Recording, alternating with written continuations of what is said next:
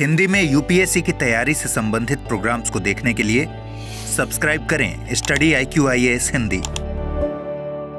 नमस्कार, मैं हूं ओम द्विवेदी। स्वागत करता हूं आपका स्टडी IQIAS हिंदी के इस प्लेटफॉर्म पे और स्वागत है आपका मेरे करंट बर्निंग इश्यूज में। आज जो मैं आपके साथ टॉपिक डिस्कस करने वाला हूं वो है कि क्या स्मॉल मॉड्यूलर रिएक्टर, SMR मतलब स्मॉल मॉड्यूलर रिएक्टर है जो वो भारत का जो नेट जीरो एमिशन, आपको पता है कि Bharat net zero carbon emission की बात कर रहा हूं मैं यहाँ पे, कार्बन का जो उत्सर्जन होता है उसको हम खत्म करने की पहल पहले से कर चुके हैं और हम इसको 2070 तक खत्म कर देंगे। ठीक है, और नेट जीरो एमिशन के लिए हम अलग अलग तरीके की पहल स्टार्ट कर ही रहे हैं, जिसमें से कि एक ऑप्शन हमारे पास न्यूक्लियर पावर प्लांट का भी आता है। ठीक है, तो न्यूक्लियर पावर प्लांट जो कन्वेंशनल न्यूक्लियर पावर प्लांट होते हैं उनमें और आपका जो ये SMR है, स्मॉल मॉड्यूलर रिएक्टर, इनमें क्या अंतर है, ये चीज हम आज देखेंगे।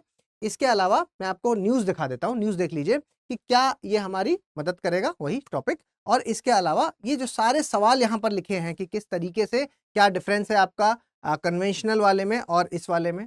इसके अलावा यूरेनियम 235 है जो, उसमें ये किस तरीके से मदद कर सकता है, कैसे ये जो डर है एक, ठीक है, अंतर्राष्ट्रीय समुदाय का जो एक डर है यूरेनियम को लेकर के, उसको आप समझ ही गए होंगे मैं किस डर की बात कर रहा हूं। खैर, हम चर्चा करेंगे।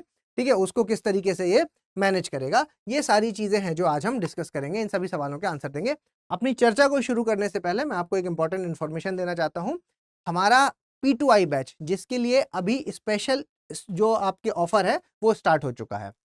आज ये हम जो आज़ादी का अमृत महोत्सव है उसके लिए जो ऑफर है वो आज से स्टार्ट हो चुका है और आपका जो P2I बैच है जिसकी कीमत आपने हमेशा जितने भी डिस्काउंट लगाने के बाद 29,999 सुनी है, वो अब इस ऑफर के तहत, अगर अब आप ओम लाइव कोड 15 अगस्त तक, ये सिर्फ 15 अगस्त तक ही वैलिड है, ध्यान रखिएगा। ठीक है, 15 अगस्त तक आप अगर ओम लाइव कोड का इस्तेमाल करेंगे तो हमारा P2I बैच आपको 26,999 में मिल जाएगा। इसमें ये आपके किसी भी, तीनों के लिए वैलिड है, आपका इंग्लिश में लेना चाहते हैं, इंग्लिश में लेना चाहते हैं या हिंदी में लेना चाहें, किसी भी भाषा में आप इसको ले सकते हैं। क्लासेस की शुरुआत है जो वो 14 अगस्त से सुबह के 8 बजे हो रही है, ध्यान रखिएगा। इसके अलावा अगर आप ऑप्शनल लेना चाहते हैं तो इनमें से कोई सा भी ऑप्शनल, ये सारे ऑप्शनल हैं जो वो हमारे यहाँ मौजूद हैं, इनमें से अगर आप कोई भी ऑप्शनल लेते हैं इस समय 15 अगस्त तक ओम लाइव कोड का अगर आप इस्तेमाल करेंगे तो ये मात्र 12,999 में आपको मिल जाएंगे। ठीक है, ये इंडिपेंडेंस डे सेल है जो ये मतलब आप ये मान के चलिए कि पिछले 6 महीने की ये सबसे बड़ी सेल है और इतनी बड़ी सेल, इतनी भारी छूट आपको स्टडी IQ में अभी तक देखने को नहीं मिली है, तो जल्द से जल्द आप इसमें एडमिशन लें। चलिए अपनी चर्चा को आगे बढ़ाते हैं और मैं आपको पहले हम किसके बारे में बात कर रहे हैं, हम बात कर रहे हैं न्यूक्लियर पावर प्लांट के बारे में। ठीक है, अब देखिए साइंस का टॉपिक है, थोड़ा सा कई बार टिपिकल भी लगता है, लेकिन इसको आसान भाषा में समझेंगे। मामला क्या है, आपने देखो ये तो सुना ही होगा कि एटम, उसके अंदर क्या, आपका न्यूट्रॉन और प्रोटॉन, ठीक है, ये आपके इलेक्ट्रॉन्स। इनमें क्या है कि जब आपका फिशन होता है, ठीक है, विखंडन होता है, विखंडन, उससे क्या होता है कि एनर्जी निकलती है और जब आपकी एनर्जी निकलती है, ठीक है, एनर्जी, उसी से ये सारी प्रक्रिया होती है पावर प्लांट वगैरह की जो हम यूज करते हैं। तो यही एक, बस मैं आपको वहां पे याद दिलाना चाह रहा था कि बचपन में ये सारी चीजें पढ़ी हैं, ये वही है, कुछ अलग नहीं। ठीक है, देखिए न्यूक्लियर पावर प्लांट किस जगह पर होते हैं, सबसे पहली बात तो ये उस जगह पर होते हैं जहां पर आपका ये जो फिजनेबल मटेरियल है ना, फिशन वाला, फिशन, न्यूक्लियर फिशन, ये तो आपने सुना ही होगा शब्द, न्यूक्लियर फिशन, विखंडन जिसको बोलते हैं, यहां पर जो ये मटेरियल यहां पर मिलता है, ठीक है, मटेरियल, मटेरियल जहां पर मिलता है उस जगह पर ये आपको न्यूक्लियर पावर प्लांट मिलेंगे। मटेरियल कौन सा मटेरियल, आपने सुना होगा यूरेनियम 235, है ना, यूरेनियम 235, 239, ये सब सुना होगा आपने। देखिए अंतर क्या है मैं आपको बता देता हूं, अंतर है एनरिचमेंट का। ठीक है, यूरेनियम 235 में 10% के आसपास क्षमता होती है, 10% एनरिच्ड होता है, जिसके वजह से ये क्या है, आपका बिजली बनाने में तो, मतलब न्यूक्लियर पावर प्लांट के लिए तो ये सफिशिएंट है, ठीक है, पावर प्लांट में तो ये सफिशिएंट है, लेकिन इससे आप बम नहीं बना सकते।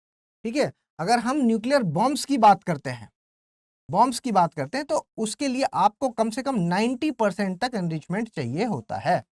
ठीक है, और न्यूक्लियर पावर प्लांट का जो सबसे बड़ा एक डर होता है वो यही डर है कि IAEA है जो आपकी इंटरनेशनल एटॉमिक एनर्जी एजेंसी है, जो उसका बस यही काम है कि वो ये देखती है कि जितने भी पूरे संसार में आपके न्यूक्लियर पावर प्लांट्स हैं, कहीं उसकी आड़ में कोई बॉम्ब तो नहीं बना रहा है। ठीक है, ये वाली चीज है जो ये यहाँ पर चेक किया जाता है। ठीक है, तो अभी खैर हम अपने न्यूक्लियर पावर प्लांट पे रहते हैं। तो ये क्यों आ रहा है, हम इसको किस तरीके, क्यों इसको हम एक सब्स्टिट्यूट के रूप में देख रहे हैं नेट जीरो कार्बन एमिशन के लिए, उस तरफ अपनी बात को आगे बढ़ाते हैं। देखिए, अब आगे आपको ये समझना है कि अभी हम जब नेट जीरो की, अभी हम किस चीज का यूज कर रहे हैं, अभी हम यूज कर रहे हैं आपके कोयले का, है ना, अभी हम तेल का यूज करते हैं, अभी हम आपके गैस का यूज करते हैं, है ना, इन सब चीजों का इस्तेमाल अभी हम कर रहे हैं, और इससे भारी मात्रा में हम आपका कार्बन डाइऑक्साइड है जो उसका उत्सर्जन भारी मात्रा में कर रहे हैं। ठीक है, आपको ये बात पता है कि देखिए कार्बन डाइऑक्साइड ये किस तरीके से आपका ग्लोबल वार्मिंग में इन्वॉल्व हो जाती है, कैसे होता है। देखिए क्या होता है कि मान लीजिए गाड़ियों से धुआं निकला, कार्बन डाइऑक्साइड है बढ़ता जा रहा है, बढ़ता जा रहा है। अब क्या होगा कि ये आपकी ज़मीन है, यहाँ से सूरज की रोशनी आई, शॉर्ट वेव्स आई और ये लॉन्ग वेव्स की फॉर्म में जाती हैं वापस। ठीक है, अब ये आपका क्या है, बीच में वातावरण है, एनवायरनमेंट है। ठीक है, इस एनवायरनमेंट में क्या है, कार्बन डाइऑक्साइड जब ज्यादा हो जाएगा, या आपकी कह लीजिए ग्रीन हाउस गैसेस जब ज्यादा हो जाएंगी, सभी ग्रीन हाउस गैसेस जब ज्यादा होंगी, तो क्या होगा कि इस हीट को ये यहाँ पर रोक लेंगी, ट्रैप कर लेंगी, रोक लेंगी। ठीक है, और जब ये हीट इस जगह पर रुक जाती है, तो क्या होगा, यहाँ का इस क्षेत्र का टेम्परेचर है जो वो बढ़ जाता है, जिसको हम फिर ग्लोबल वार्मिंग के नाम से जानते हैं। ग्लोबल वार्मिंग मतलब वैश्विक तापमान है जो वो यहाँ पर बढ़ जाता है। ठीक है, वैश्विक तापमान इस जगह का बढ़ जाएगा, मतलब आपका जो अर्थ है उसका वैश्विक तापमान यहाँ पर बढ़ जाएगा, और फिर वो ग्लोबल वार्मिंग बढ़ जाता है, जिसकी वजह से सब समस्या है। तो ओवरऑल बात यह है कि कार्बन डाइऑक्साइड का जो एमिशन है उसको हमें घटाना है। अब आप कहोगे कि सर न्यूक्लियर पावर प्लांट जिसके साथ एक सुरक्षा वाले दिक्कतें रहती हैं, जिसके साथ इतना सारा रिस्क रहता है, जिसके साथ आप कहेंगे कि इसको बनाने में जो मटेरियल है उसको लाने में हमारी निर्भरता है बहुत ज़्यादा। ठीक है, निर्भरता है इसमें बहुत ज़्यादा।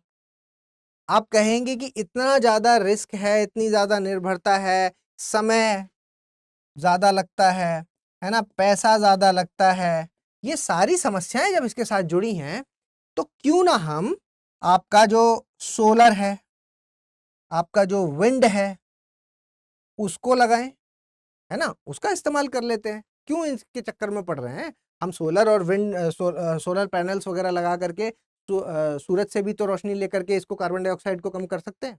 ठीक है, वहां से भी तो एनर्जी बना सकते हैं, हम विंड एनर्जी का भी तो यूज कर सकते हैं, बिल्कुल कर सकते हैं।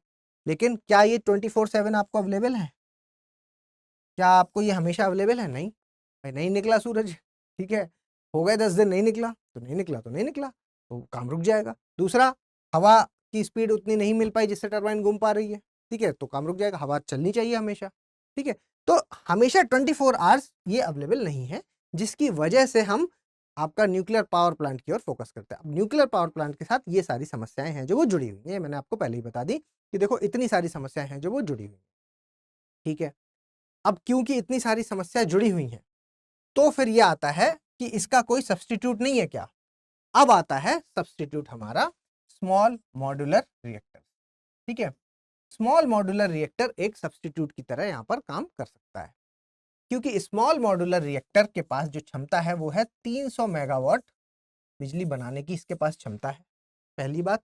दूसरी बात, ये यूरेनियम 235 में ही काम करेगा, में ही काम कर जाएगा, उससे ज्यादा में करेगा ही नहीं। ठीक है, तो सबसे बड़ी जो चिंता है, जो डर है कि बम नहीं बना लें, तो वो अपने आप ही नहीं बन पाएगा।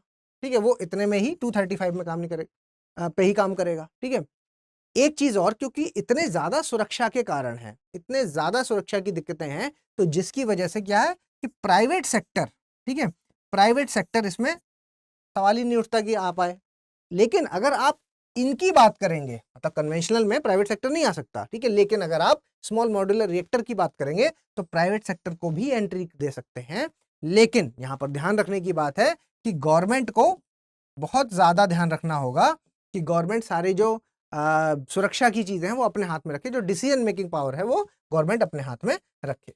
ठीक है, तो इस तरीके से अगर हमने इसको इस्तेमाल किया, ठीक है। आज की अगर आप देखेंगे तो पूरे, अगर हम वर्ल्ड की बात करें, पूरे वर्ल्ड की बात करें, तो हम न्यूक्लियर पावर प्लांट से मात्र 10% के आसपास एनर्जी प्रोड्यूस कर पा रहे हैं, ठीक है।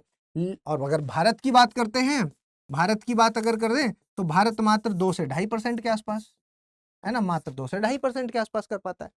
लेकिन अगर आप स्मॉल मॉड्यूलर रिएक्टर्स का इस्तेमाल करते हैं तो फिर हम इस जो नेट जीरो वाला जो बात है, नेट जीरो कार्बन एमिशन है, उसको हम पा सकते हैं, ठीक है।